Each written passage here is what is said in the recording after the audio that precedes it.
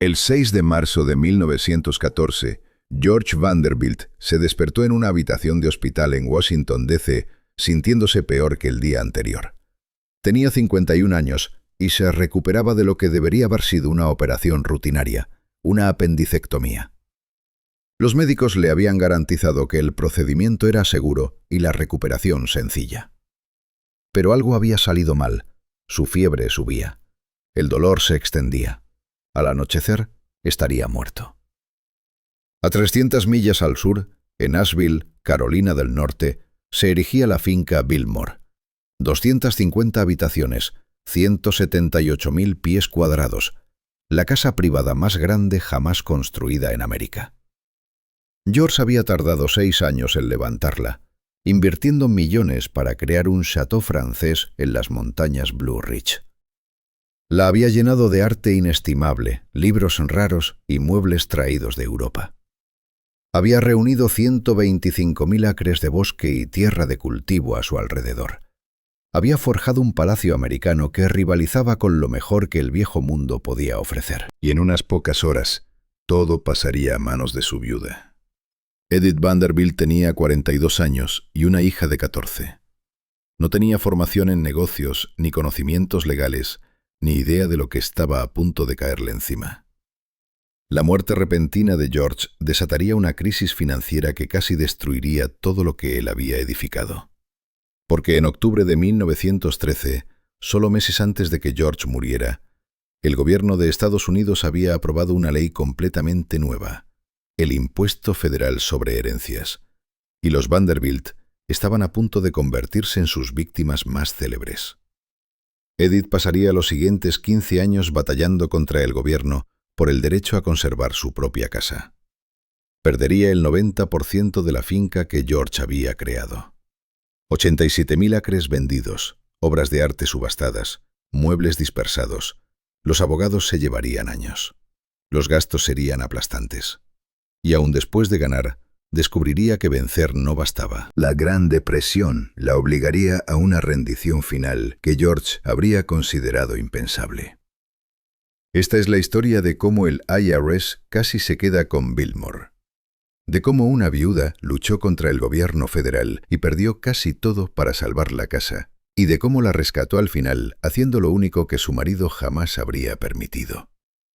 Abrió las puertas y dejó entrar a extraños. Si te gustan las historias sobre el precio de preservar la historia, dale like y suscríbete. Empecemos con el telegrama que lo cambió todo. Capítulo 1. El 6 de marzo de 1914, el día en que todo se derrumbó. George Washington Vanderbilt nació en aristocracia americana el 14 de noviembre de 1862.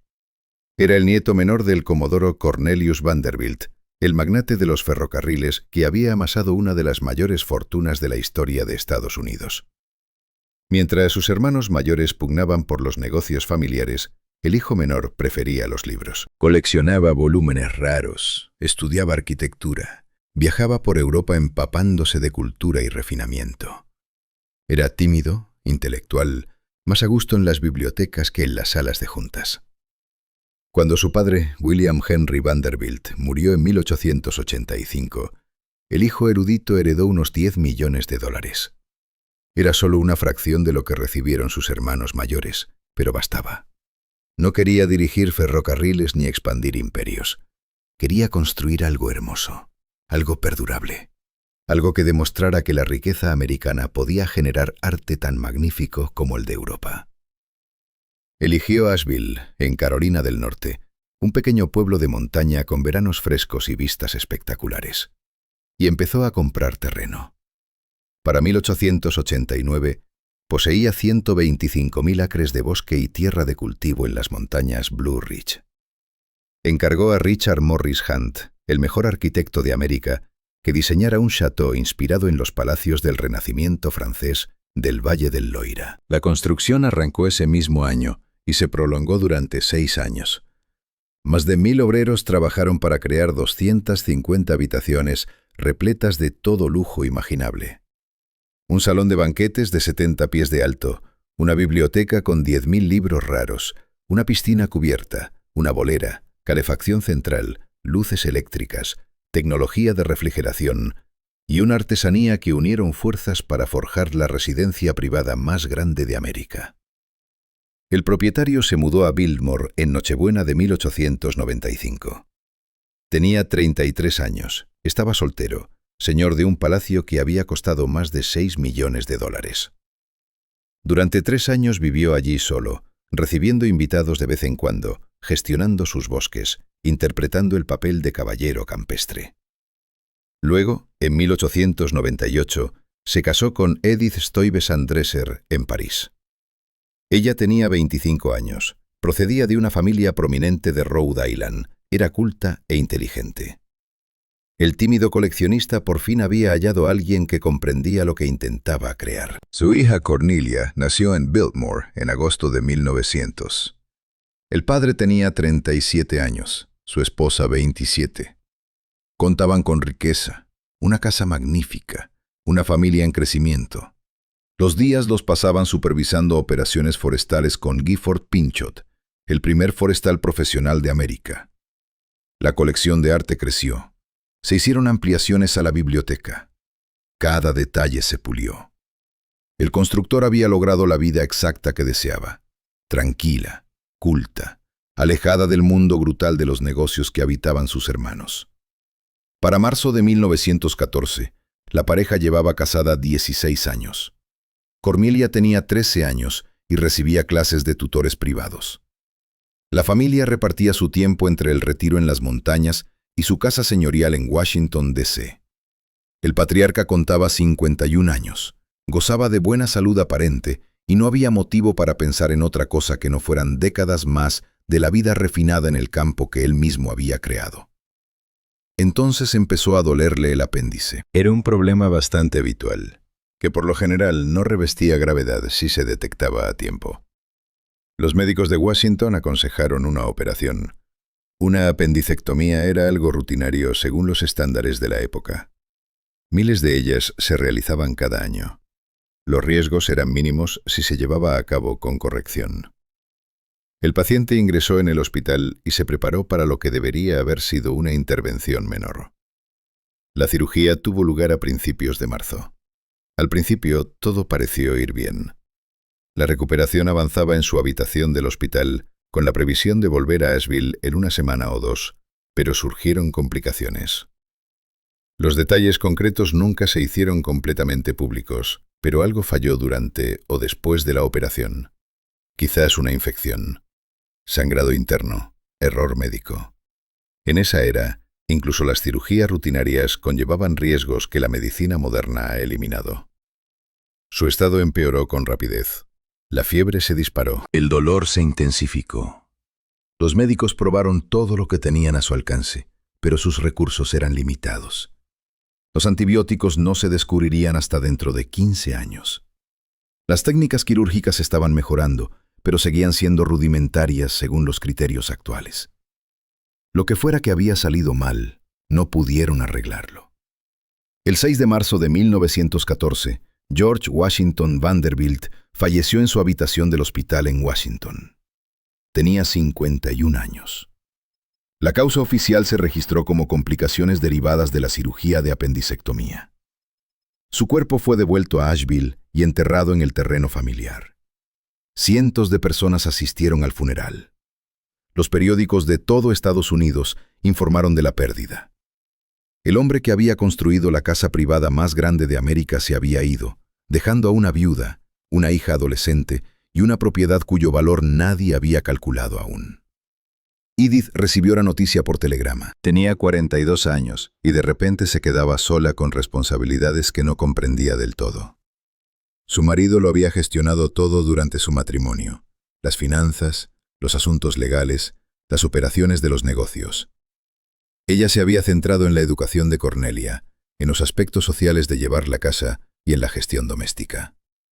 Sabía que la propiedad era valiosa. Sabía que mantenerla costaba dinero, pero no tenía idea de lo que se avecinaba. El testamento de su marido era directo. Todo pasaba a la viuda. El chateau, las tierras, la colección de arte, los muebles, la biblioteca. 125.000 acres de montañas de Carolina del Norte, La mansión con sus 250 habitaciones, cada cuadro, cada libro, cada tapiz y cada lámpara de araña. Lo heredaba todo. Y con ello, heredaba un problema que casi la arruinaría. Porque solo 5 meses antes de la muerte, el gobierno federal había aprobado una ley totalmente nueva: el impuesto sobre herencias. Los estadounidenses ricos que murieran después de octubre de 1913 verían sus bienes valorados e imponibles antes de que los herederos pudieran recibirlos. Las tasas oscilaban entre el 1% y el 10% según el tamaño. Para alguien con millones en propiedades y activos, la factura fiscal sería considerable, y la viuda tendría que pagarla antes de poder reclamar legalmente su herencia. Aún no lo entendía. En los momentos inmediatos se centraba en el duelo, en Cornelia, en los preparativos del funeral. Los abogados le explicarían lo del impuesto. Muy pronto, los evaluadores del IRS llegarían en cuestión de meses, y ella descubriría que poseer la residencia privada más grande de América implicaba enfrentarse a los recaudadores de impuestos más nuevos y agresivos del país. La batalla por Billmore estaba a punto de empezar. Capítulo 2. La viuda más rica de América y la más pobre. Los abogados se reunieron en la biblioteca de Billmore 3 semanas después del funeral. Edith se sentó frente a ellos, escuchando mientras le explicaban qué había heredado. Las noticias deberían haberla reconfortado. Sobre el papel, era una de las mujeres más ricas de América. En la realidad, estaba casi en la ruina. Solo las tierras se valoraban en varios millones de dólares. 125.000 acres de montañas de Carolina del Norte, la mayor parte cubiertas de bosque virgen. La casa y su contenido representaban al menos otros 2 millones más. Cuadros de Renoir y Whistler, tapices del siglo XVI, muebles adquiridos de un château francés. La biblioteca albergaba 10.000 libros raros, algunos valorados en miles de dólares cada uno. Cada habitación guardaba tesoros que los museos envidiarían. El valor total estimado de la herencia, en algún punto entre 5 y 10 millones. Los abogados no podían ser más precisos, porque gran parte nunca se había tasado formalmente. ¿Cómo se pone precio a un château que nadie más en América posee? ¿Cuál es el valor de mercado justo para una propiedad tan única que no existen ventas comparables? Pero ahí radicaba el problema. Casi nada de ello era líquido. Edith no podía pagar facturas con tapices. No podía extender cheques contra el valor del bosque virgen. La riqueza era real, pero estaba atrapada en activos que tardarían meses o años en convertirse en dinero contante y sonante. Y tenía gastos inmediatos que exigían dinero en efectivo de verdad. El presupuesto anual para mantener Billmore rondaba los $50.000, apenas para cubrir lo esencial.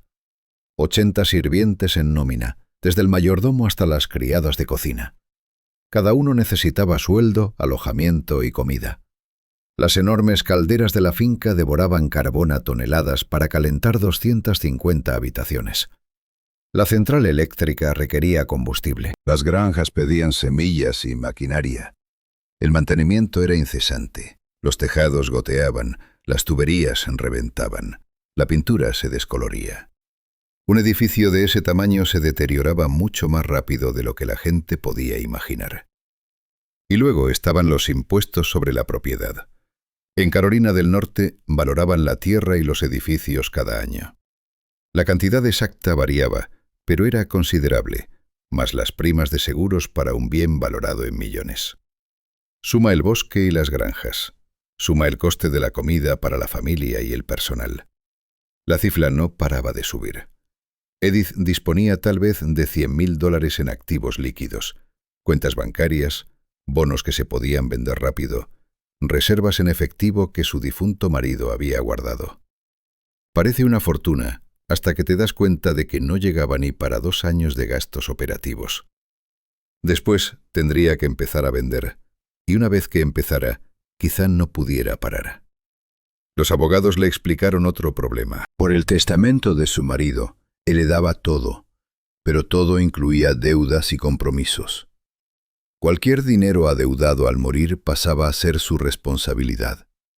Los proyectos de construcción en marcha había que acabarlos o cancelarlos. con multas en cualquier caso. Los contratos firmados exigían cumplimiento. Todos los compromisos financieros se transferían a la viuda. Peor aún, la herencia no era técnicamente suya todavía. No hasta que se liquidara la sucesión. Ese proceso tomaría meses como mínimo, quizás años. Mientras tanto, ella tenía que mantener la propiedad con sus recursos limitados. Los tribunales no soltarían la herencia completa hasta pagar todos los impuestos, saldar las deudas y cumplir los requisitos legales. Estaba sin liquidez, a pesar de poseer millones en bienes que aún no podía tocar. Cornelia, de 14 años, estaba arriba recibiendo clases de tutores que esperaban su paga puntual. El personal de cocina preparaba comidas para una casa de casi 100 personas. Los jardineros cuidaban unos terrenos que se extendían por hectáreas. Los guardabosques manejaban las operaciones madereras que necesitaban supervisión. Cada día consumían más dinero, y cada día las reservas líquidas de Edith menguaban un poco más. No tenía formación en negocios. Su educación la había preparado para la alta sociedad, para llevar una casa, para criar a una hija en un entorno refinado. Hablaba francés con fluidez, charlaba de arte con soltura, organizaba cenas para 30 invitados con perfección impecable. Pero nunca había gestionado una nómina, nunca había regateado con compradores de madera ni lidiado con inspectores fiscales. Eso había sido el terreno de su marido. Ahora el personal la miraba a ella para tomar decisiones. Los guardabosques precisaban su aprobación para saber qué árboles talar. Los administradores de las granjas querían indicaciones sobre los cultivos. El mayordomo necesitaba instrucciones para el funcionamiento de la casa. Todos daban por hecho que ella sabía lo que hacía. No era así. Aprendía a toda prisa, revisando los papeles de su marido, consultando con sus antiguos asesores, intentando comprender empresas de las que apenas había oído hablar. Los abogados plantearon otra preocupación. El gobierno federal enviaría pronto tasadores para valorar la propiedad a efectos fiscales. Era por esa nueva ley aprobada 5 meses antes de la muerte, el impuesto sucesoral.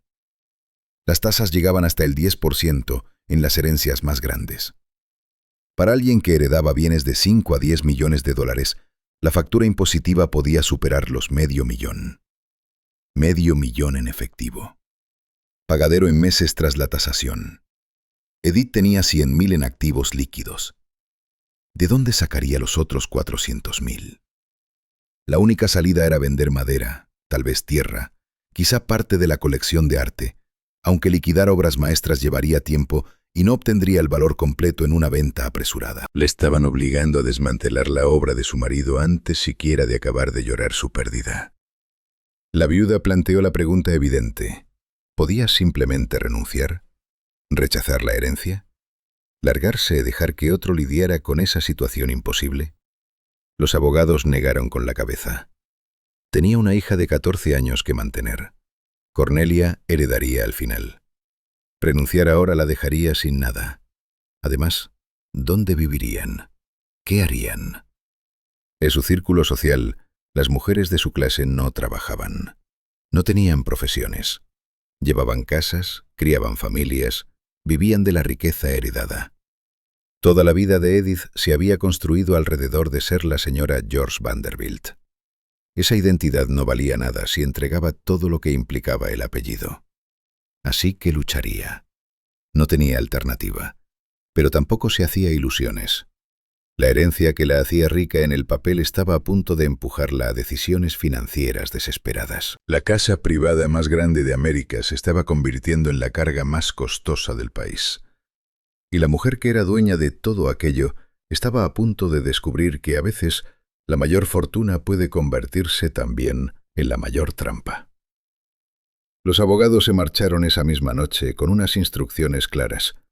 Preparar el cálculo de los impuestos, empezar a identificar qué bienes se podrían vender con mayor rapidez en caso de necesidad, buscar compradores para la madera que se podía talar de inmediato y rogar para que los tasadores federales valoraran la propiedad de forma conservadora, porque si decidían que Biltmore valía más de lo previsto, la factura fiscal resultante podría obligar a Edith a vender la propia casa solo para pagar el privilegio de heredarla.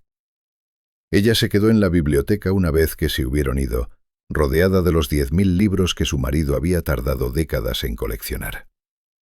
Por las ventanas se extendían 125.000 acres de montañas hasta el horizonte. Arriba, su hija dormía en un dormitorio más grande que la casa de la mayoría de la gente.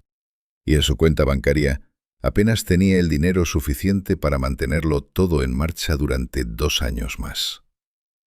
La viuda más rica de América era también la más pobre, y sus problemas solo acababan de empezar. Capítulo 3. El nuevo impuesto que lo cambió todo. La 16ª enmienda a la Constitución de los Estados Unidos se ratificó el 3 de febrero de 1913.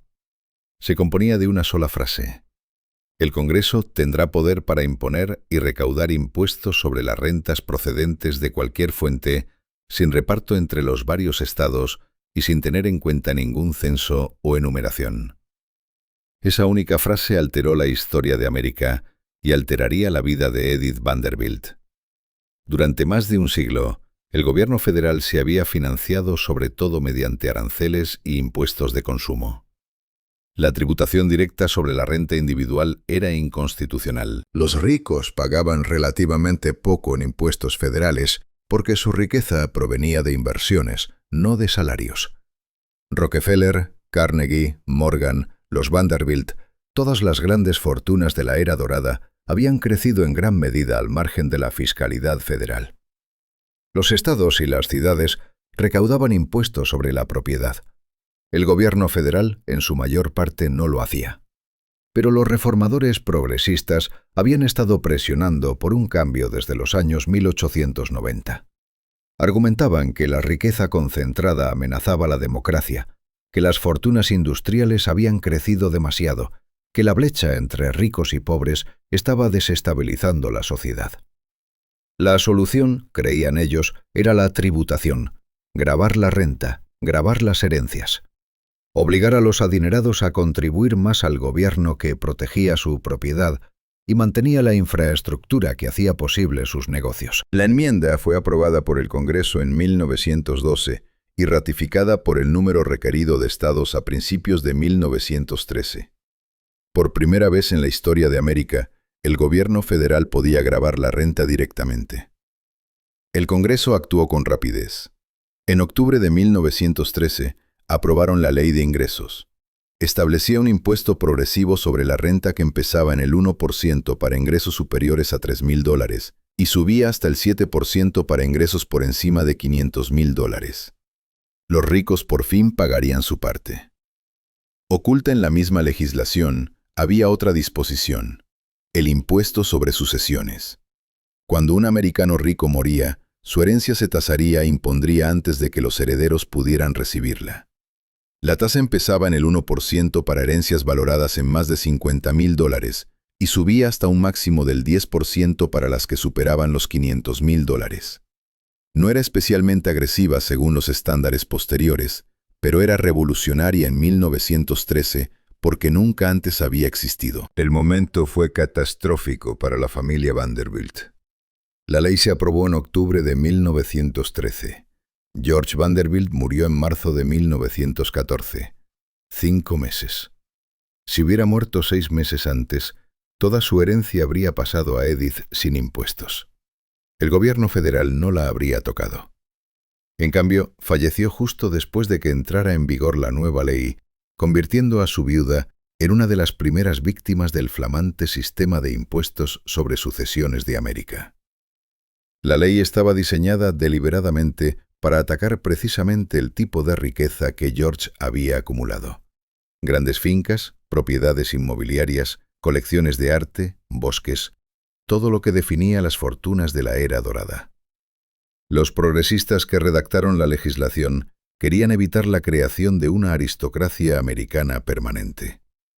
Creían que la riqueza heredada concentraba demasiado poder en unas pocas familias. El impuesto sobre sucesiones obligaría a cada generación a pagar por el privilegio de heredar lo que sus padres habían construido.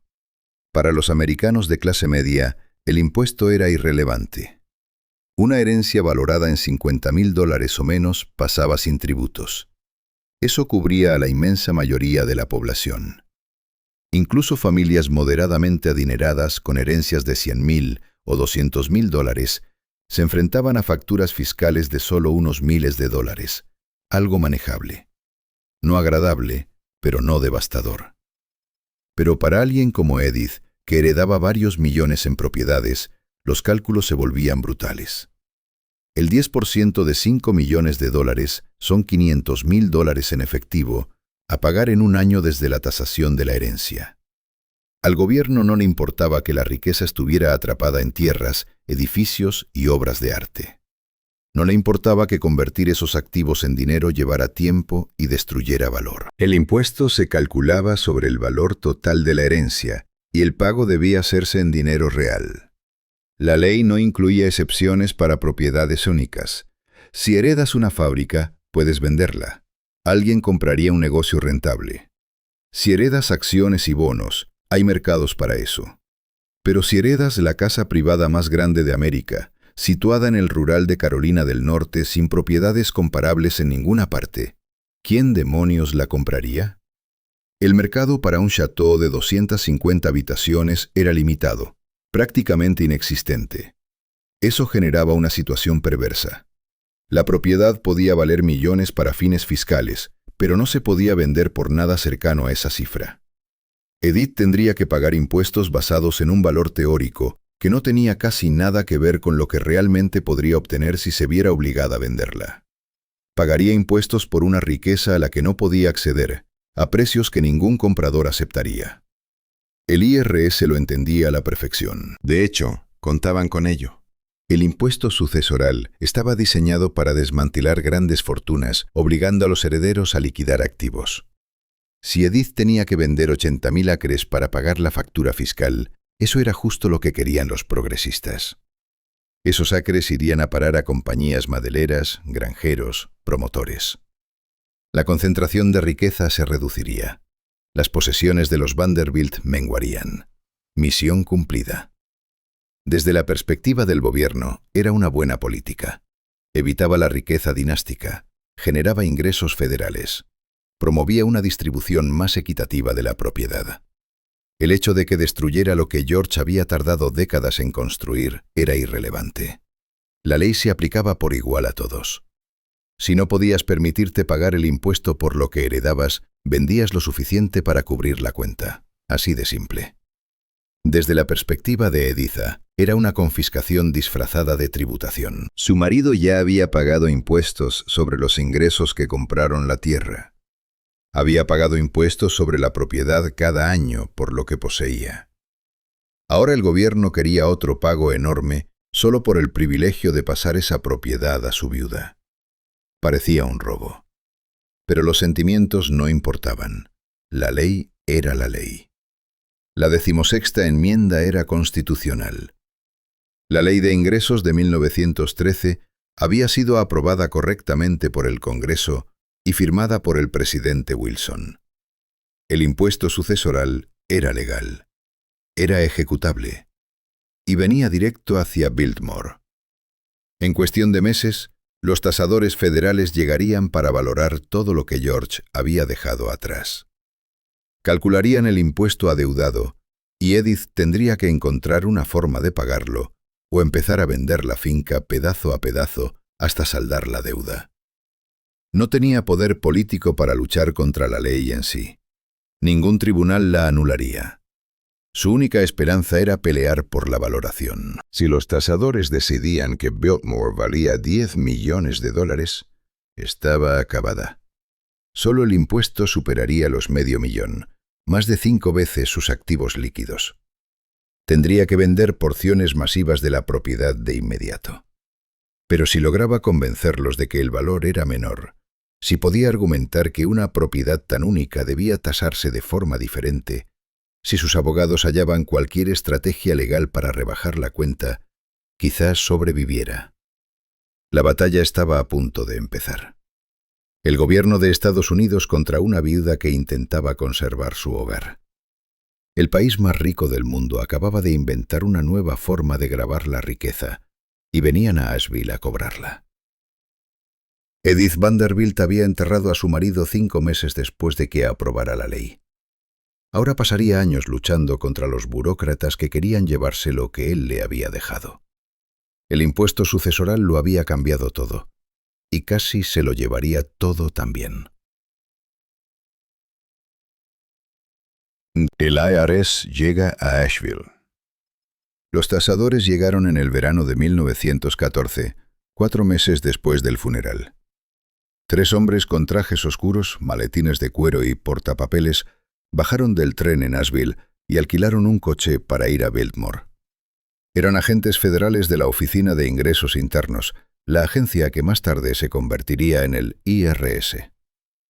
Su trabajo era sencillo: recorrer cada habitación, examinar cada activo, asignar un valor en dólares a todo lo que Edith había heredado y luego calcular lo que debía. Se presentaron en la entrada principal y pidieron acceso a la propiedad. Edith había sido advertida de que esto iba a pasar. Sus abogados le habían explicado que no podía negarse. La ley exigía cooperación con los tasadores federales. Bloquearlos acarrearía multas e incluso cargos penales. Así que ordenó a su mayordomo que los dejara entrar y asignó personal para acompañarlos a donde quiera que necesitaran ir. La tasación duraría semanas. Los agentes empezaron por la casa misma. Midieron habitaciones, anotaron materiales de construcción, evaluaron la calidad de los acabados. El salón de banquetes con su techo de 70 pies, la biblioteca con estanterías empotradas para 10.000 volúmenes, la piscina cubierta revestida de azulejos, el callejón de bolos en el sótano, el gimnasio. Cada espacio tenía que documentarse, medirse, valorarse. Trajeron especialistas para ciertos objetos. Un perito de arte examinó los cuadros. Renoir, Whistler, Sargent. Cada lienzo se fotografió, autentificó y se le asignó un valor de mercado. Los tapices colgados en los pasillos recibieron un trato similar. Obras flamencas del siglo XVI, algunas de ellas de calidad museística. El tasador consultó registros de subastas, comparó piezas similares vendidas recientemente e estimó lo que éstas podrían reportar si Edith se viera obligada a venderlas. El mobiliario planteaba complicaciones. Gran parte había sido adquirida directamente de castillos franceses y palacios italianos. George había comprado salas enteras, las había desmontado, enviado a través del Atlántico y reconstruido en el interior de Biltmore. ¿Cómo valoras un conjunto de dormitorio Luis XV que procedía de Versalles? ¿Cuál es el precio de mercado para piezas de Renacimiento Revival que ya no existen en ningún otro lugar? Los tasadores hicieron lo que pudieron, asignando estimaciones conservadoras donde la procedencia era clara y suposiciones informadas donde no lo era. La biblioteca requirió días de trabajo. 10.000 libros, muchos de ellos rarezas en primera edición. Los agentes trajeron a un librero especializado en volúmenes raros desde Nueva York, que pasó una semana examinando los tomos, verificando su estado e investigando valores. Una primera edición de Doniote, manuscritos medievales, textos iluminados, ejemplares dedicados con firma de autores famosos. Cada libro fue catalogado, valorado y sumado al total creciente. En el exterior, diferentes especialistas evaluaron la finca. 125.000 acres de montañas en Carolina del Norte, la mayoría con madera virgen, nunca talada. Los expertos forestales recorrieron la propiedad, calcularon los pies cúbicos de madera por acre y estimaron lo que el bosque reportaría a precios de mercado actuales. Examinaron las granjas y valoraron la tierra agrícola por separado. Evaluaron derechos de agua, derechos minerales y acceso a carreteras. El proceso fue invasivo y humillante. Desconocidos entraron en el dormitorio de Edith, abrieron armarios y revisaron posesiones personales. Catalogaron su joyería, su ropa, objetos que habían pertenecido a su marido. Nada era privado. Todo tenía valor, y por tanto todo debía contarse. La ley federal exigía divulgación completa. Ocultar activos era fraude, castigado con cárcel.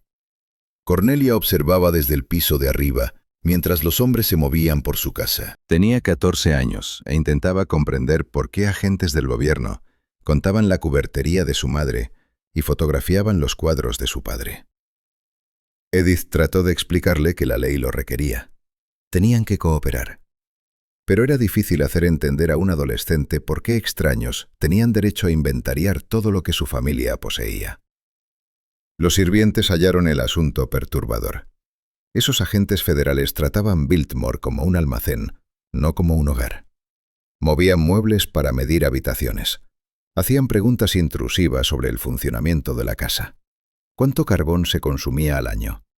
¿Cuáles eran los salarios del personal? ¿Cuántas acres estaban cultivadas? El mayordomo respondía lo que podía y eludía lo que no, pero los agentes eran persistentes. Tenían autoridad legal y la ejercían. Tras 3 semanas, los evaluadores reunieron sus hallazgos preliminares. No revelarían los números finales aún. Eso vendría después en un informe oficial entregado a los abogados de Edith. Pero la magnitud de la tasación empezaba a ser evidente. Cada activo había sido examinado, cada propiedad valorada. El total sería considerable, potencialmente devastador. Edith se reunió con el tasador principal en la biblioteca antes de que se marcharan. Le preguntó directamente cuál sería la valoración. Él se negó a dar detalles, pero indicó que la propiedad valía significativamente más de lo que sus abogados habían estimado. La casa sola, sugirió, podría tasarse en $2 millones o más. La tierra en varios millones adicionales, el contenido en otro millón como mínimo. Se enfrentaba a una valoración total que podría superar los 8 o 9 millones de dólares. La aritmética era sencilla y cruel. El 10% de 9 millones eran $900.000. Disponía de 100.000 en activos líquidos, aún vendiendo madera de inmediato. Aún liquidando parte de la colección de arte, no podría reunir 900.000 en efectivo en el plazo requerido. Tendría que vender tierra, cantidades masivas de tierra, decenas de miles de acres. La visión de George de un bosque gestionado, una finca autosuficiente, tendría que desmantelarse para pagar la cuenta del gobierno. Los tasadores abandonaron Biltmore esa tarde, con sus maletines llenos de fotos y documentación. Regresarían a Washington, compilarían su informe final y enviarían la valoración oficial en unos meses. Entonces, Edith tendría un año para pagar, un año para encontrar $900.000 o el número final que resultara. Un año para decidir qué sacrificar a fin de conservar lo que quedara. Se sentó en la biblioteca tras su partida, rodeada de los 10.000 libros que habían pasado una semana contando. La intrusión había terminado, pero la amenaza solo había crecido. El gobierno federal había recorrido su hogar, itemizado sus posesiones y calculado lo que debía por el privilegio de heredar lo que su marido le había dejado. La tasación no era solo financiera. Se sintió como un ataque personal, como si le estuvieran diciendo que no merecía aquello, que no se lo había ganado, que debía dar gracias al gobierno por dejarle conservar algo siquiera. Pero la rabia no serviría de nada. La ley era la ley. Los tasadores cumplían con su trabajo. El impuesto sobre herencias era constitucional. Había sido aprobado correctamente y era legalmente exigible. Lo que Edith necesitaba en ese momento no era una moción. Necesitaba una estrategia. Sus abogados tendrían que cuestionar la valoración. Argumentar que una propiedad tan única no se podía tasar a precios teóricos de mercado. Buscar algún mecanismo legal para rebajar la cuenta, porque si el número final se acercaba siquiera a los $900.000, perdería casi todo lo que George había construido. El IRS había llegado a Asheville y no se iría con las manos vacías. Capítulo 5. Los abogados que lucharon por Biltmore. Edith contrató al mejor equipo legal que el dinero podía pagar.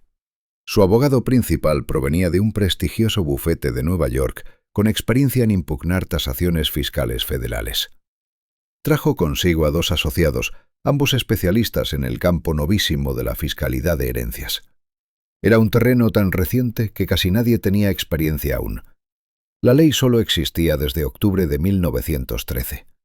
Estos letrados iban aprendiendo sobre la marcha, diseñando estrategias que nunca se habían probado en un tribunal. El primer paso fue solicitar una audiencia formal ante la Oficina de Rentas Internas. La tasación provisional de entre 8 y 9 millones era inaceptable. Argumentaron que los agentes habían sobrevalorado casi todo. Sus valoraciones asumían condiciones de mercado que no existían. Su metodología era defectuosa. Exigieron una revisión línea por línea de cada cifra, y la obtuvieron. La estrategia legal se dividía en 3 partes. Primero, impugnar la tasación de la casa en sí. Segundo, pelear por el precio de la tierra. Tercero, disputar la valoración de los contenidos. Si lograban reducir el total en un 20 o un 30%, la factura fiscal bajaría cientos de miles de dólares. Eso podía marcar la diferencia entre sobrevivir y tener que liquidar por la fuerza. La casa era el blanco más fácil. Los tasadores la habían tasado en más de 2 millones de dólares, basándose en costes de construcción y materiales. Los abogados sostuvieron que aquello era absurdo. Sí, había costado tanto construirla, pero ¿cuál era su valor real? ¿Quién compraría un chateau de 250 habitaciones en el campo de Carolina del Norte? No había mercado para una propiedad así. No existían ventas comparables porque no había propiedades comparables. El precio de mercado justo, que era lo que exigía la ley fiscal, estaba muy por debajo del coste de construcción. Trajeron a expertos en arquitectura que declararon que las propiedades únicas solían venderse por fracciones de su coste de edificación. Un palacio a medida, diseñado para las necesidades específicas de una familia, tenía un atractivo limitado para posibles compradores. Los expertos calcularon que, si se viera obligada a vender, la casa Biltmore podría alcanzar como máximo entre 750.000 y $1 millón, menos de la mitad de lo que reclamaba el gobierno. La tierra planteaba más complicaciones. 125.000 acres de bosque virgen tenían un valor evidente. Las empresas madereras lo comprarían con gusto. Los tasadores habían calculado unos $40 por acre basándose en los rendimientos madereros y los precios actuales de la madera. Eso daba un total de 5 millones.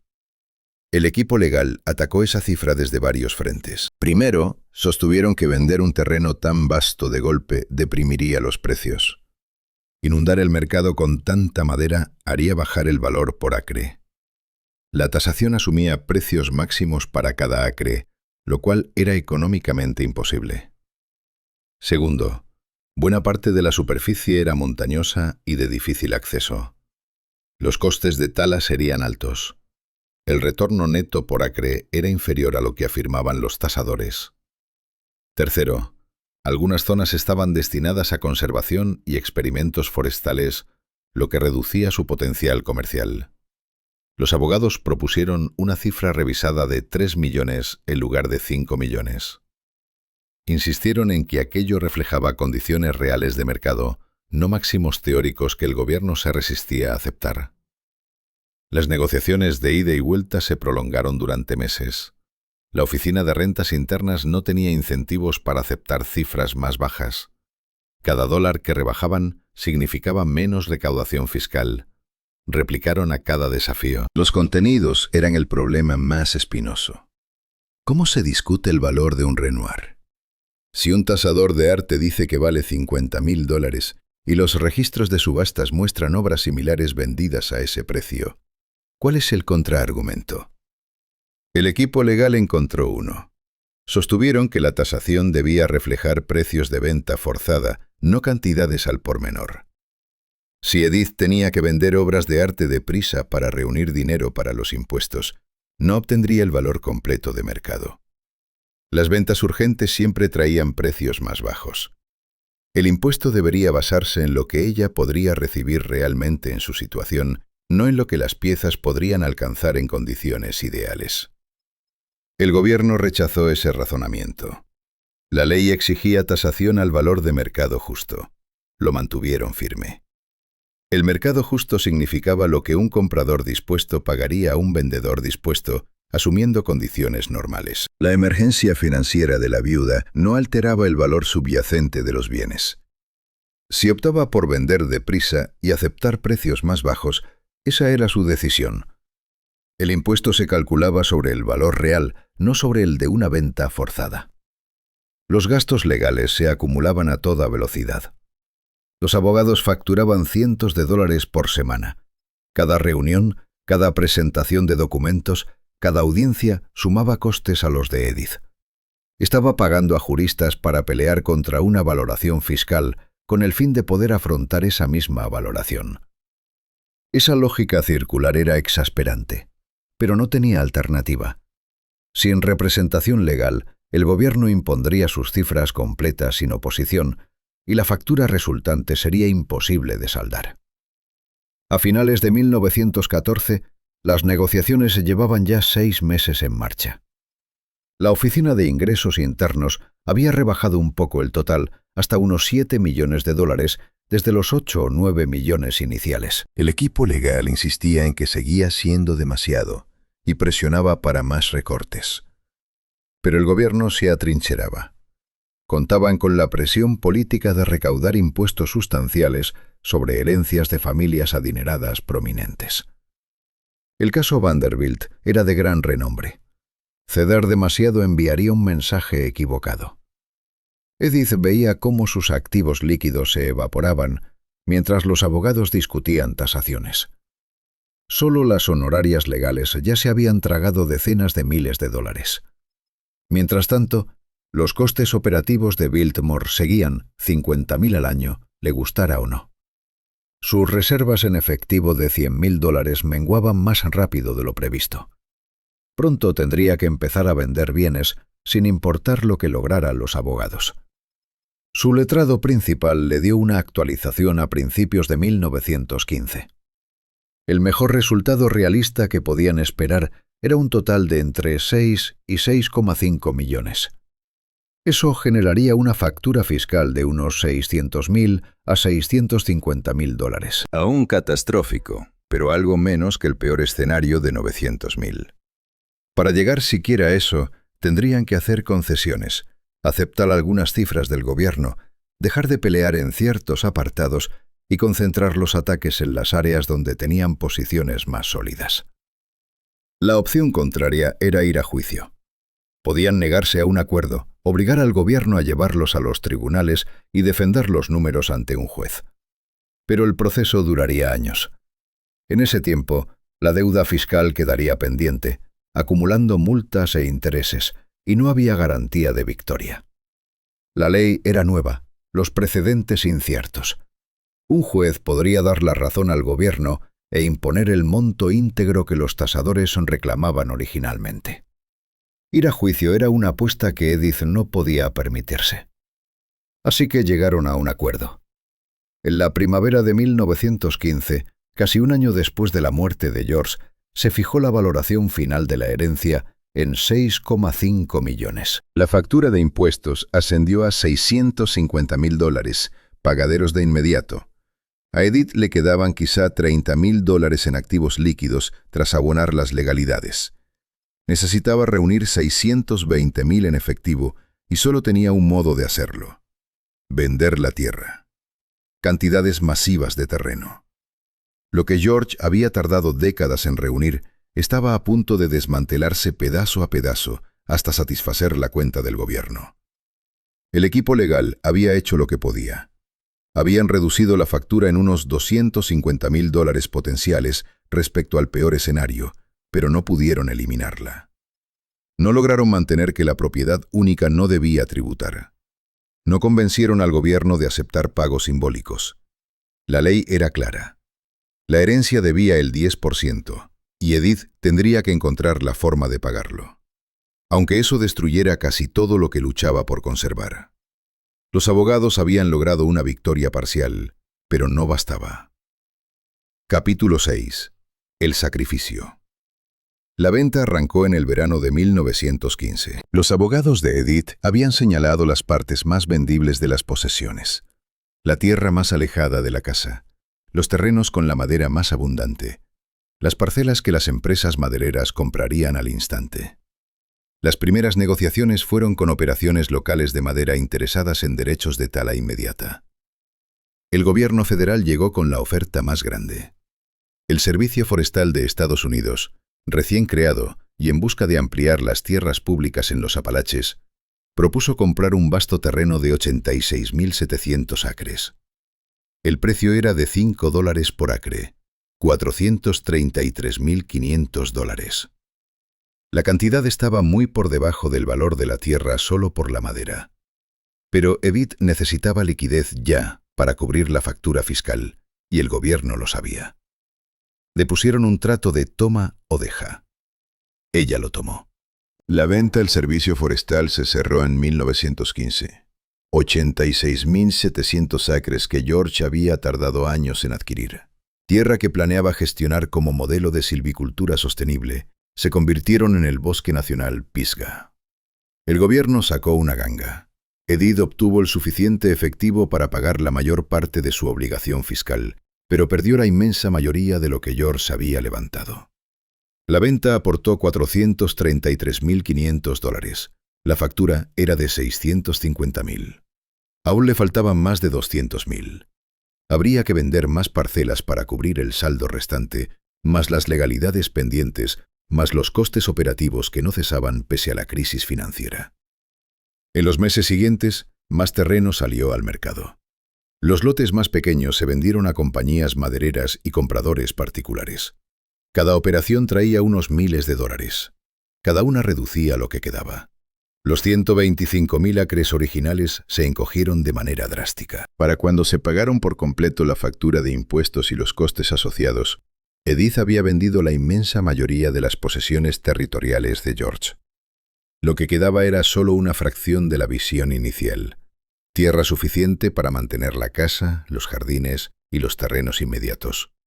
Suficiente para conservar las apariencias de una gran finca, pero no lo bastante para sostener los experimentos forestales de George, ni sus sueños de demostrar que la madera podía cosecharse de forma sostenible mientras se preservaba la tierra para las generaciones futuras. Los meticulosos planes de gestión forestal de Gifford Pinchot, los primeros de su tipo en América, perdieron gran parte de su relevancia cuando el bosque mismo fue desmantelado y vendido. El sacrificio económico era evidente, pero la pérdida filosófica calaba mucho más hondo. George no había construido Biltmore solo para tener una casa grande. Quería probar que la riqueza americana podía usarse para algo más que el consumo. Que un propietario privado podía practicar la conservación, gestionar los recursos con responsabilidad, demostrar que el beneficio y la preservación no eran incompatibles. La finca debía ser un ejemplo vivo de una administración ilustrada de la tierra. La ley fiscal la había convertido en una liquidación forzosa. Edith lo entendía. Sabía que vender el terreno significaba renunciar a todo lo que George había valorado más allá de la casa misma, pero no tenía alternativa. El gobierno exigía pago en efectivo. El único bien que podía convertir en dinero con la rapidez suficiente era la tierra. Y así siguió, pieza a pieza, hasta que se saldó la deuda. La colección de arte también necesitó atención. Algunas pinturas se vendieron para obtener fondos adicionales. Los detalles de qué obras se fueron y cuánto trajeron variaban, pero las ventas fueron dolorosas. George había tardado décadas en reunir esa colección, eligiendo cada pieza con cuidado, creando algo que rivalizaba con las tenencias de los museos. Ahora, las obras se vendían para cubrir deudas y obligaciones. La colección de libros raros sufrió un destino similar. Los marchantes examinaron la biblioteca, identificando artículos que podían venderse. Los volúmenes más valiosos fueron a subasta o a ventas privadas, libro a libro. La colección se redujo. Siguió siendo impresionante, pero ya no era una de las mejores bibliotecas privadas del país. El mobiliario y los objetos decorativos vinieron después. No las piezas principales que definían las estancias, sino elementos secundarios que se podían quitar sin devastar el interior. Cada venta aportaba los fondos necesarios. Cada una dejaba huecos que recordaban a todos lo que se había perdido. A finales de 1916, 2 años después de la muerte de George, Edith había saldado todas las obligaciones. La tasación fiscal, los honorarios legales, los costes operativos acumulados. Pero la finca había cambiado de manera fundamental. La inmensa mayoría del terreno original había desaparecido. La colección de arte se había menguado. La biblioteca se había agotado. El mobiliario se había dispersado. Lo que quedaba seguía siendo impresionante según cualquier estándar, pero era una sombra de lo que George había creado. Los costes operativos anuales no habían variado, unos $50.000 para mantener Biltmore, ya fuera con el terreno reducido o con las posesiones originales. El personal aún necesitaba salarios. La casa seguía requiriendo calefacción. El terreno demandaba mantenimiento. Pero ahora tenía mucho menos propiedad que generara ingresos. Las granjas y bosques restantes producían algo de revenue, pero nada comparable a lo que George había previsto cuando poseía el conjunto completo.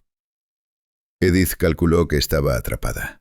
Había resuelto la crisis inmediata, pero la aritmética a largo plazo era insostenible. Sus reservas líquidas estaban prácticamente agotadas. La propiedad restante generaba ingresos limitados. Los costes operativos superaban con creces lo que la finca podía producir. Perdía dinero año tras año sin forma de compensarlo. Eventualmente tendría que vender más o buscar una solución completamente distinta. Esta era la herencia del impuesto sobre sucesiones. No solo un pago único, sino una liquidación forzosa que alteraba de raíz lo que podía preservarse. El impuesto había cobrado su parte en 1915 y 16. Ahora, el tiempo y la economía continuarían la erosión, y Edith pasaría la siguiente década y media luchando para evitar la destrucción total de todo lo que George había construido. Se sentaba en la biblioteca mirando lo que quedaba. George llevaba muerto 2 años. En ese tiempo había perdido la inmensa mayoría de su patrimonio solo para conservar la casa y los terrenos inmediatos. Y sabía, sentada allí en 1916, que la batalla no había terminado. Apenas empezaba. La cuestión era si podría encontrar una forma de hacer sostenible lo que quedaba, o si la erosión lenta continuaría hasta que no quedara nada más que la casa misma y los recuerdos de lo que había sido. Capítulo 7. El acuerdo final. Lo que se llevó el gobierno. El último pago se liquidó en marzo de 1916, casi exactamente 2 años después de la muerte de George.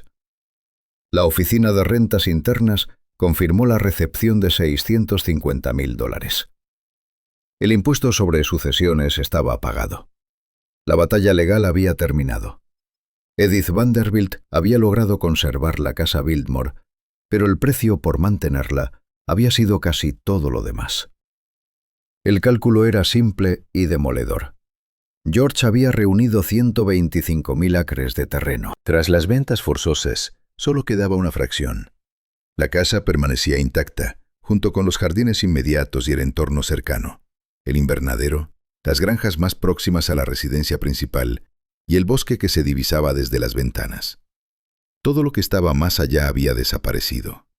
La inmensa extensión salvaje que George había soñado gestionar como un ejemplo de conservación se había vendido para saldar una factura fiscal federal.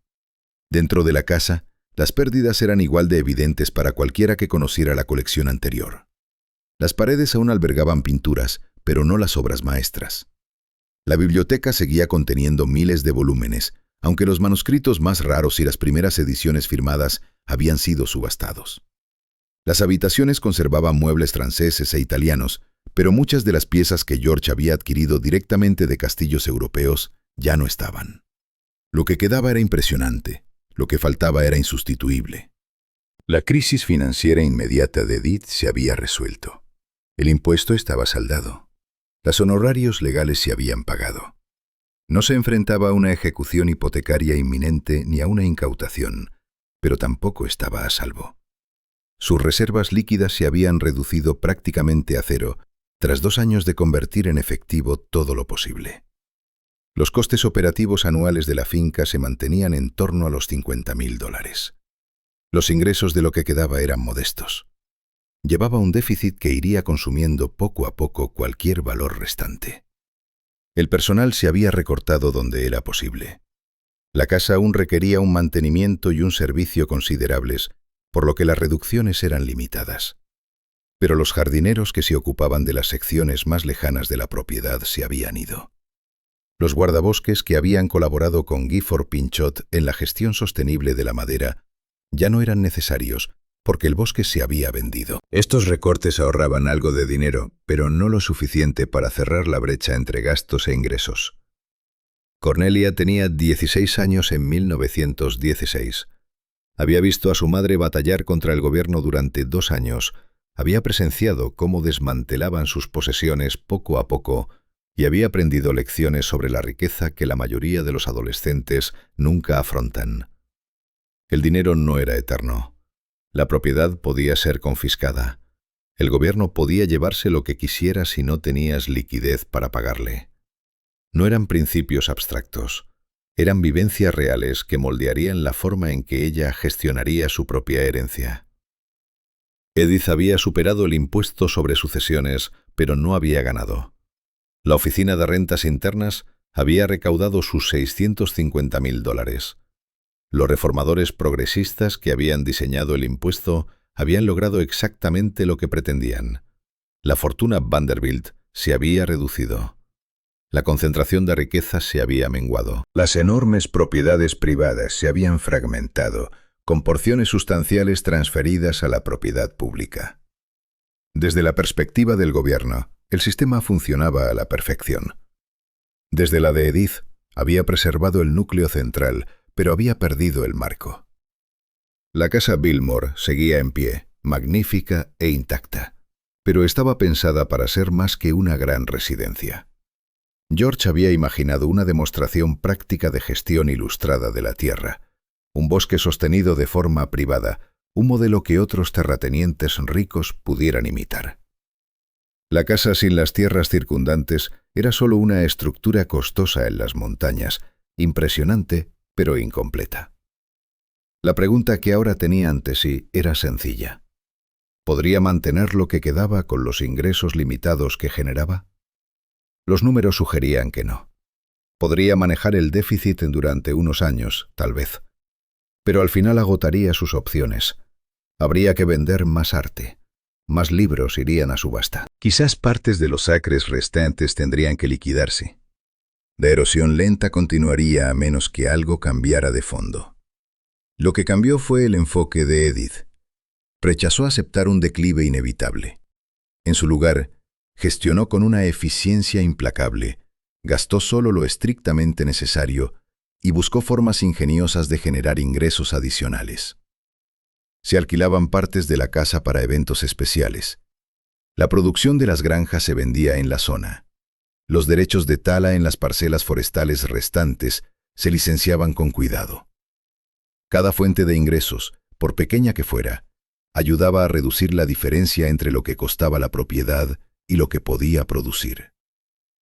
Durante 13 años, de 1916 a 1929, mantuvo ese equilibrio precario. La casa se conservó en excelente estado. Los jardines siguieron siendo hermosos. Cornelia creció, se casó, tuvo hijos. Billmore funcionó como residencia privada de una de las familias prominentes de América, pero siempre fue frágil. Una reparación mayor, un revés agrícola, una crisis imprevista podía inclinar todo de nuevo hacia ventas forzosas y liquidaciones. Entonces llegó 1929. El mercado bursátil se desplomó en octubre. Comenzó la Gran Depresión. Y Edith descubrió que haber sobrevivido al impuesto sobre sucesiones solo había sido la primera crisis. La segunda batalla, la que decidiría de verdad si Billmore podía seguir siendo un hogar familiar, estaba a punto de empezar. El impuesto se había tragado casi todas las propiedades en solo 2 años. La depresión pondría en jaque lo poco que quedaba durante la siguiente década, y Edith tendría que plantearse soluciones aún más drásticas que vender tierras y obras de arte. Tendría que afrontar lo impensable, abrir las puertas a extraños totales y cobrarles entrada para que pasearan por su residencia privada. Capítulo 8. La depresión que obligó a la rendición final. El mercado bursátil se hundió el 24 de octubre de 1929, el Jueves Negro. Las fortunas se evaporaron de la noche a la mañana. Los bancos quebraron, las empresas cerraron. En cuestión de semanas, la economía estadounidense estaba en caída libre. Para la mayoría de la gente, la depresión suponía desempleo y miseria. Para Edith Vanderbilt, significaba la aniquilación total de la escasa estabilidad financiera que había logrado mantener. Tenía 55 años. Durante 13 años había equilibrado las cuentas de Biltmore con una gestión meticulosa y fuentes de ingresos ingeniosas.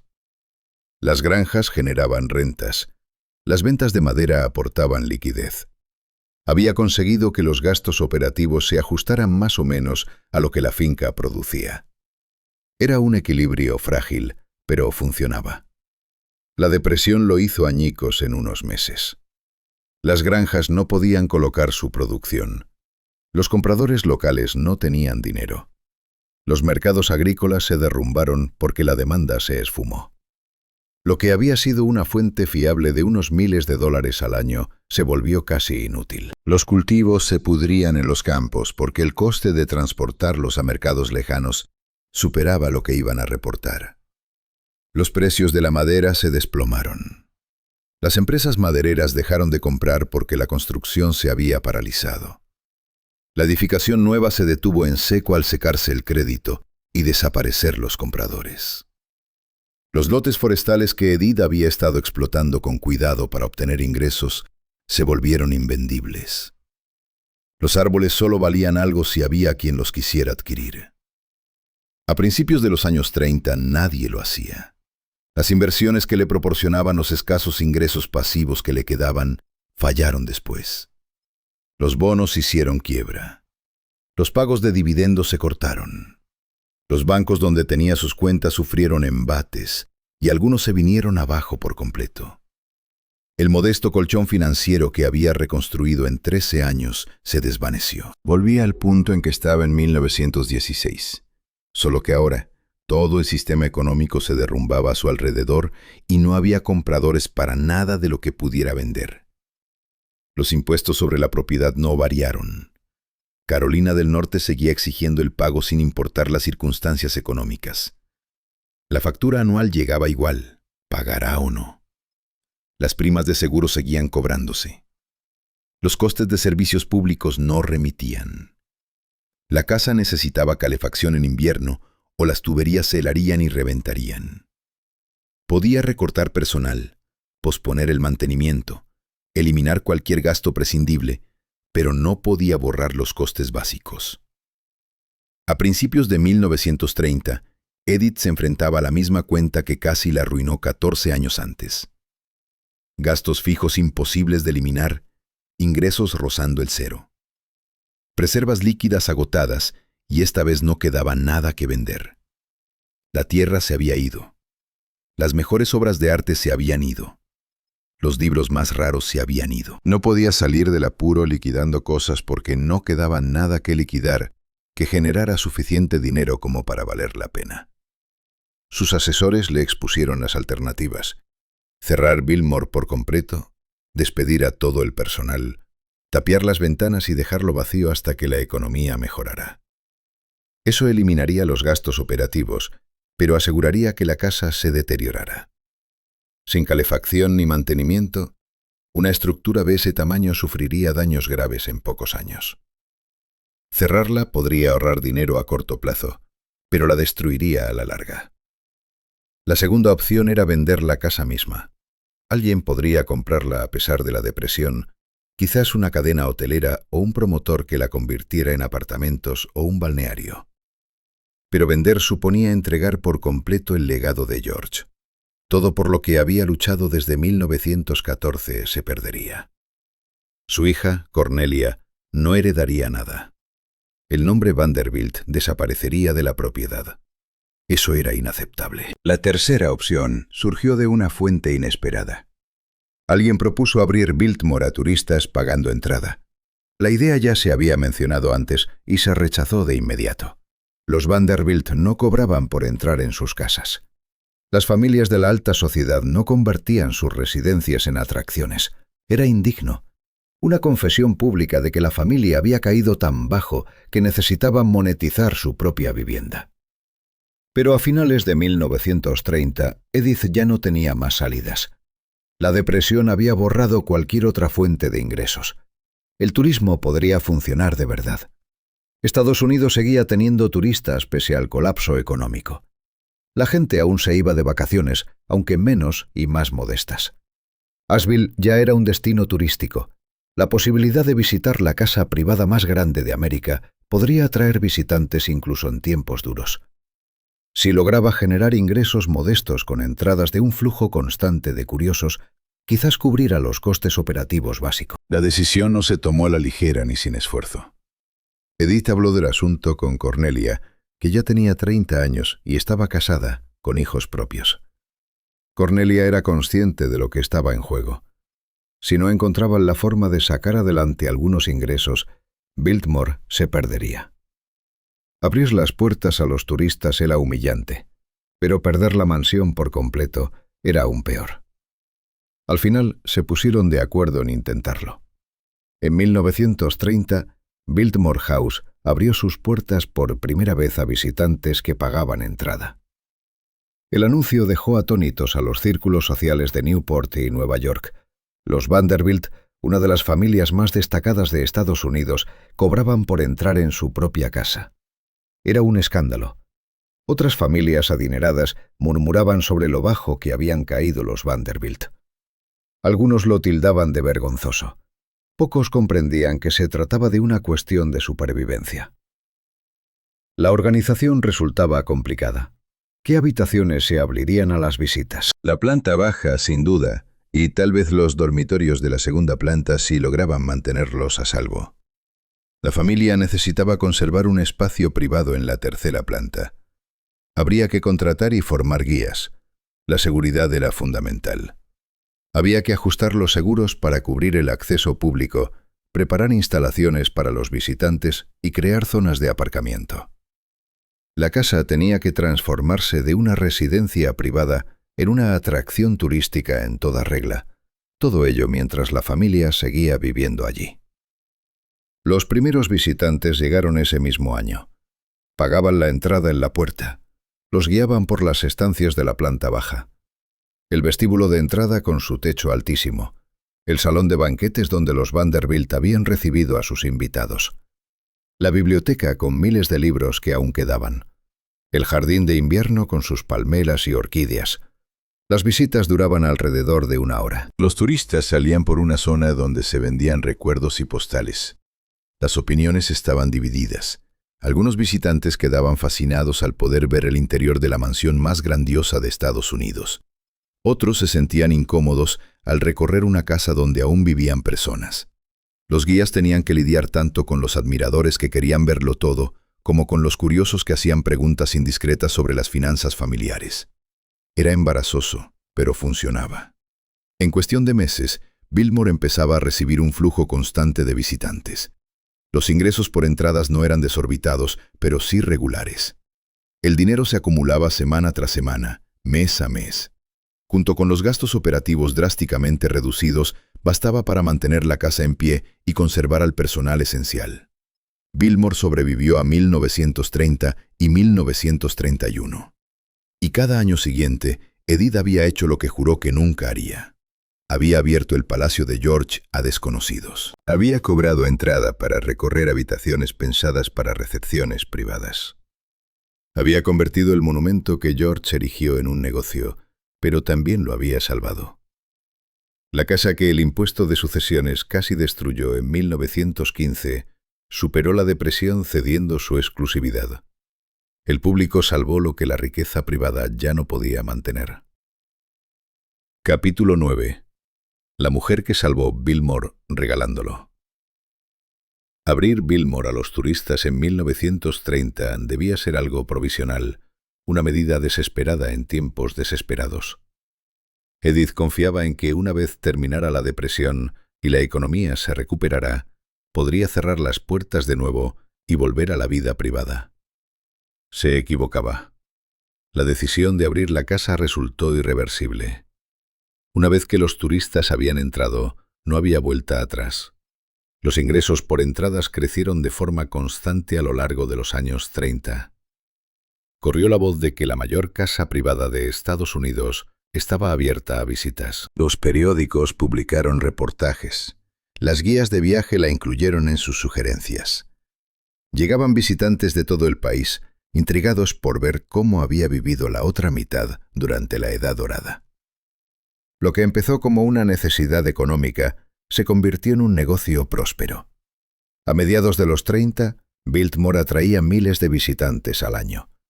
Los ingresos por entrada superaban todo lo que Edith había conseguido de otras fuentes juntas en los años 20. Las granjas, las ventas de madera, las inversiones, nada había dado lo que producía el turismo.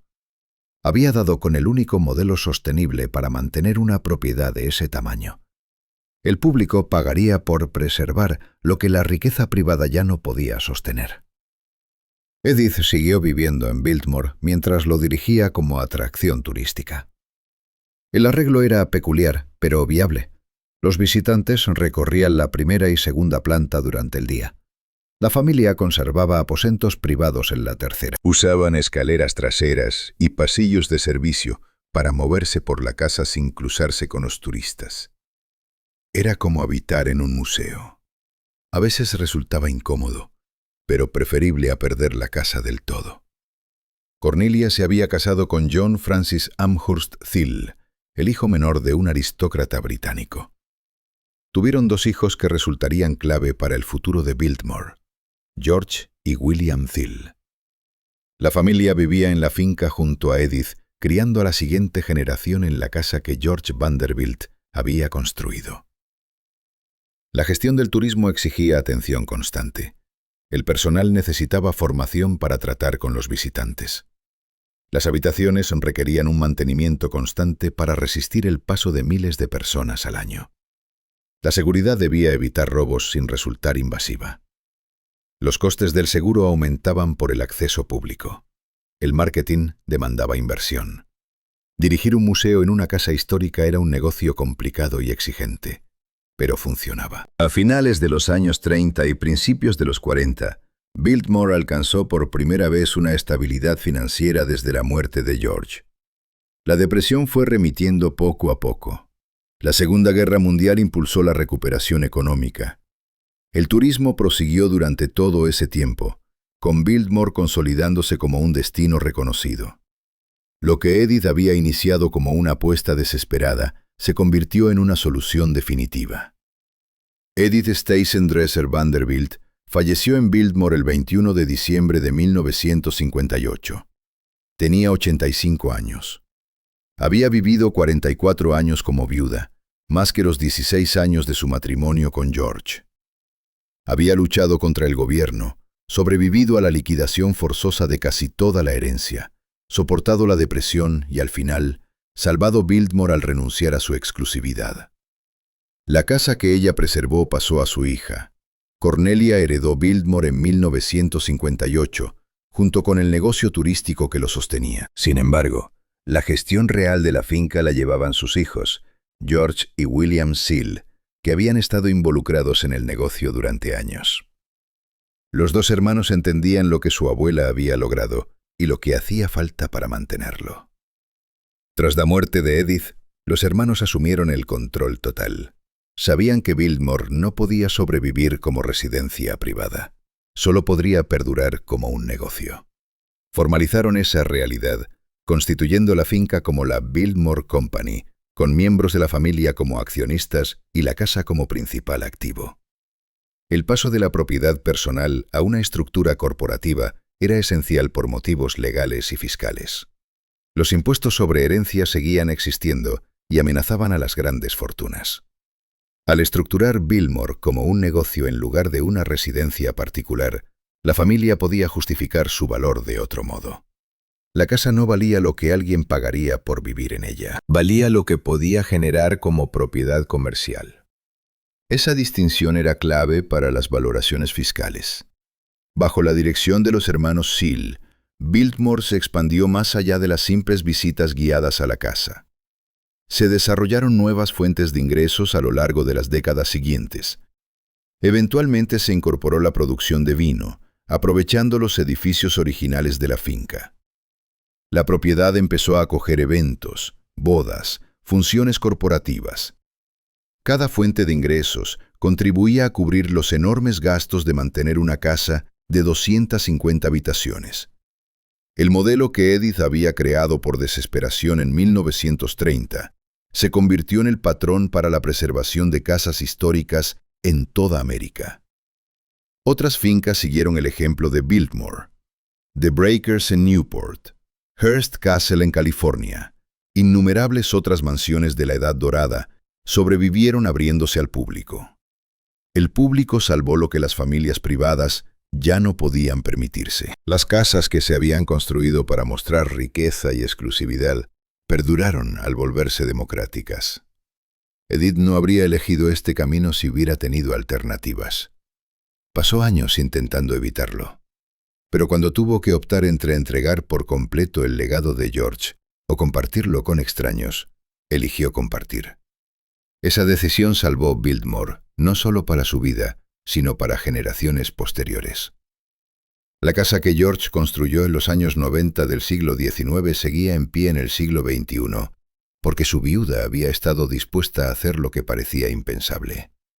La entregó para salvarla. La ironía era profunda. George había gastado $6 millones en construir un palacio privado en las montañas, lejos de la sociedad, lejos de las multitudes, lejos de los ojos del público.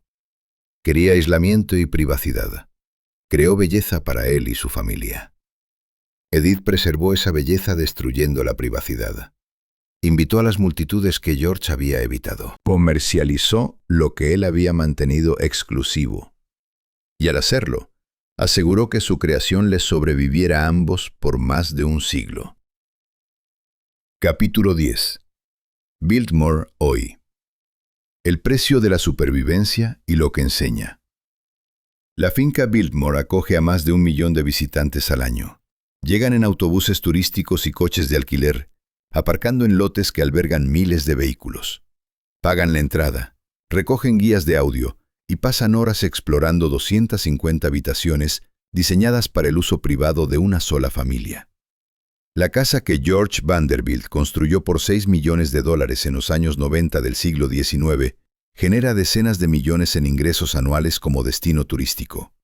Es uno de los museos de casas históricas más exitosos de América. La familia Vanderbilt aún la posee. Este hecho sorprende a la mayoría de los visitantes, que asumen que tales propiedades acaban pasando a manos del gobierno o fundaciones sin ánimo de lucro. Pero Biltmore sigue siendo de propiedad privada, gestionada por descendientes de George y Edith Vanderbilt a través de la Biltmore Company. El hijo de William Seal, que también se llama William, dirige la operación en la actualidad. La familia vive en otro lugar, pero mantiene el control de la propiedad y el negocio. La supervivencia de Biltmore es notable porque es algo tan poco común. De las cientos de mansiones de la Edad Dorada construidas entre 1870 y 1920, solo un puñado siguen en manos de las familias originales. La familia Vanderbilt por sí sola levantó varios palacios. La enorme mansión de la Quinta Avenida en Nueva York fue demolida. The Breakers en Newport se entregó a una sociedad de preservación. Marble House pasó a manos de preservacionistas. La casa original de Cornelius Vanderbilt en Nueva York quedó destruida. La de George Washington Vanderbilt en Biltmore es la única gran finca Vanderbilt que aún pertenece y se gestiona por la familia que la construyó. La explicación es sencilla. Biltmore se convirtió en un negocio. Las demás siguieron siendo residencias privadas hasta que resultaron insostenibles y entonces se abandonaron o derribaron.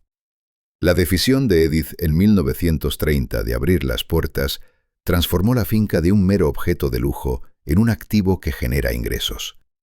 Ese cambio hizo viable su supervivencia a largo plazo. Las casas que permanecieron exclusivas perecieron.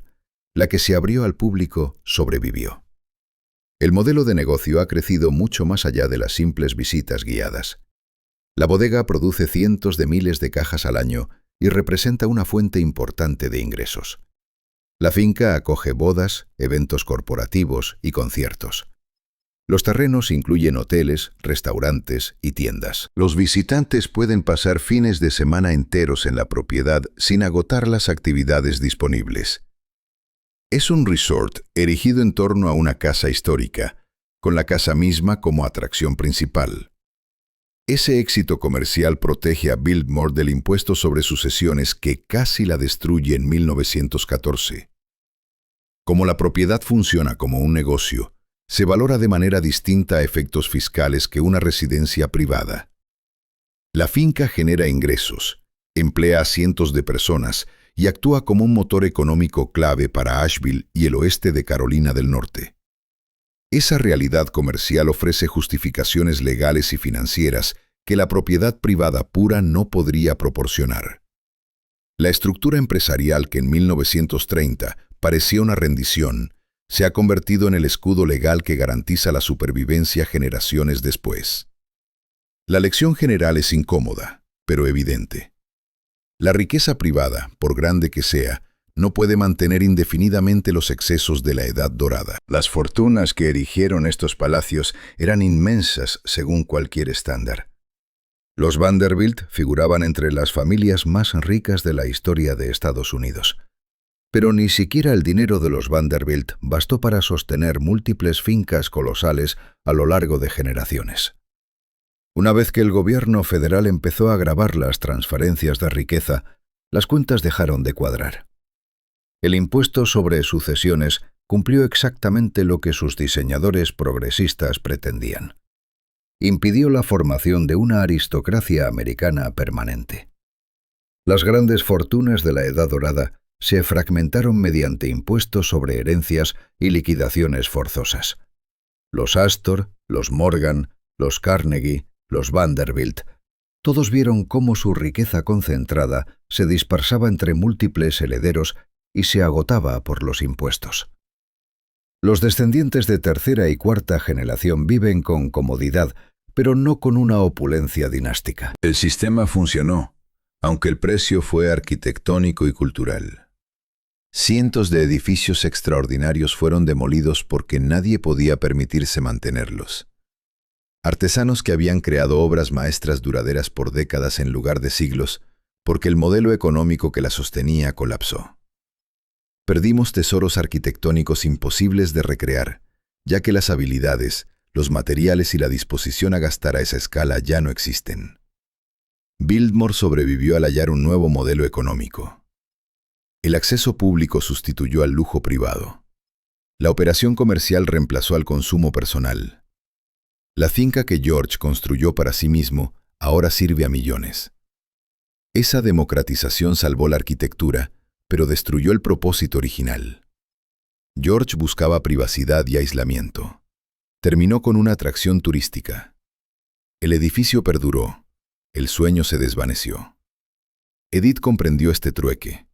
No tenía más remedio que aceptarlo. Ante la pérdida total o la rendición parcial, optó por rendirse. Esa decisión pragmática conservó algo en vez de perderlo todo. La casa sigue en pie porque ella accedió a compartirla. La visión arquitectónica de George perdura porque su viuda renunció a su visión social. La historia ofrece una lección sobre lo que elegimos preservar y cómo lo hacemos.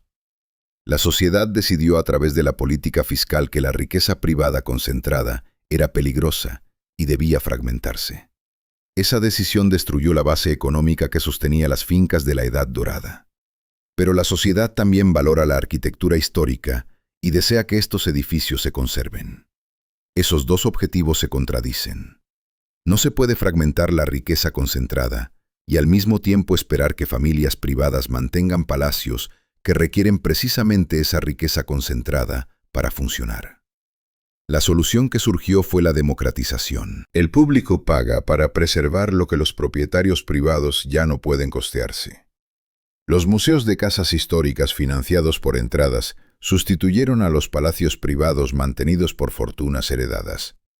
Salvamos los edificios al cambiar su propósito. Ya no son hogares. Son monumentos a una época que admiramos y rechazamos al mismo tiempo. Queremos echar un vistazo a cómo vivía la otra mitad, pero ya no queremos que esa otra mitad exista. Biltmore encarna esta contradicción a la perfección. Más de 1 millón de personas pagan cada año por visitar una mansión construida por un hombre que quería huir de las multitudes. Fotografían habitaciones pensadas para una familia íntima. Recorren un palacio erigido para demostrar que una sola familia tenía más riqueza que comunidades enteras. Y la razón por la que pueden verlo es que la fortuna de esa familia Fue destruida por el mismo gobierno que ahora declara la casa como hito histórico nacional. George Vanderbilt construyó Biltmore para que durara eternamente. Empleó materiales ignífugos, contrató a los mejores arquitectos y artesanos, no escatimó en gastos.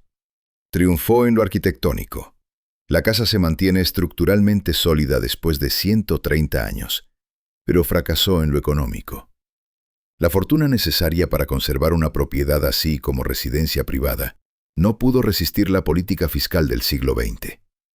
Edith salvó la arquitectura al renunciar a la exclusividad. Esa fue la única opción que funcionó. El impuesto sobre herencias que casi destruye Biltmore en 1914 definió su estrategia de supervivencia. La depresión que obligó a abrir las puertas en 1930 creó el modelo de negocio que la sostiene hoy.